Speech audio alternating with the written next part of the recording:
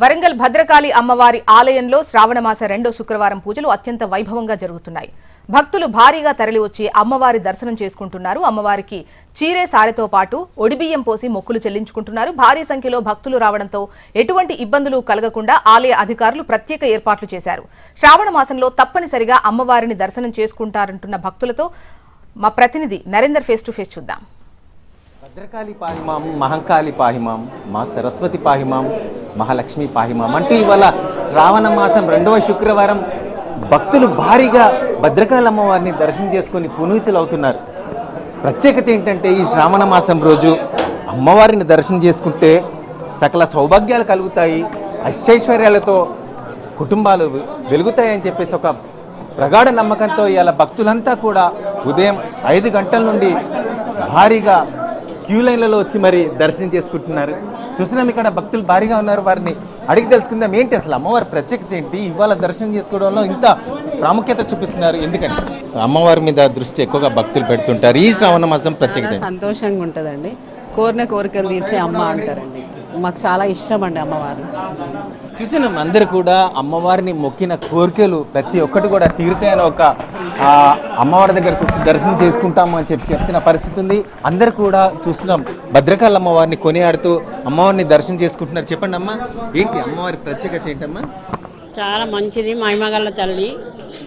చాలా అనుకున్న కోరికలు నెరవేరుతాయి తల్లితోటి.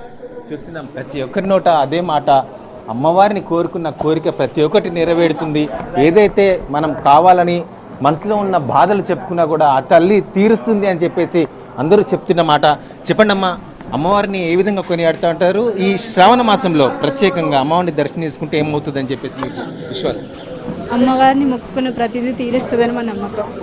చూసినాం అందరూ కూడా చాలా భారీ సంఖ్యలో భారీ క్యూ లైన్లలో వేచి ఉండి మరి అమ్మవారిని దర్శనం చేసుకుంటున్నారు. ఇక్కడ అర్చకులు ఉన్నారు.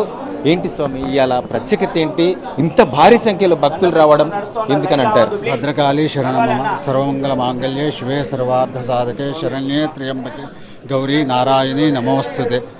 మంగళప్రదమైన మాసం ఇది. ఈరోజు శుక్రవారము, అందులో అష్టమి చంద్ర విభ్రాజ దళకస్థల శోభిత ముఖచంద్ర కలంకాభ ముగనా వివేశత. అమ్మవారిని అష్టమి రోజు అమ్మవారిని దర్శించడం వల్ల మనలోని ఎటువంటి గ్రహదోషాలు ఉన్నా గ్రహపీడలున్నా తొలగి మంచిగా స్త్రీలు సౌభాగ్యంతో ఉంటారు. కాబట్టి అమ్మవారిని శుక్రవారం అధిక సంఖ్యలో కొలుస్తారు.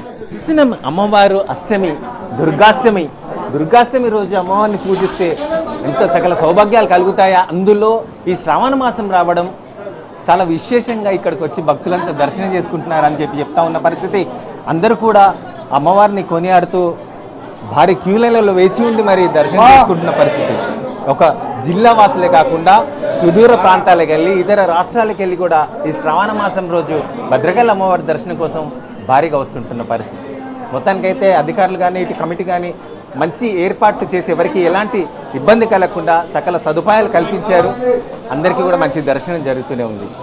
కెమెరామెన్ రామరాజుతో నరేందర్, HM TV, వరంగల్.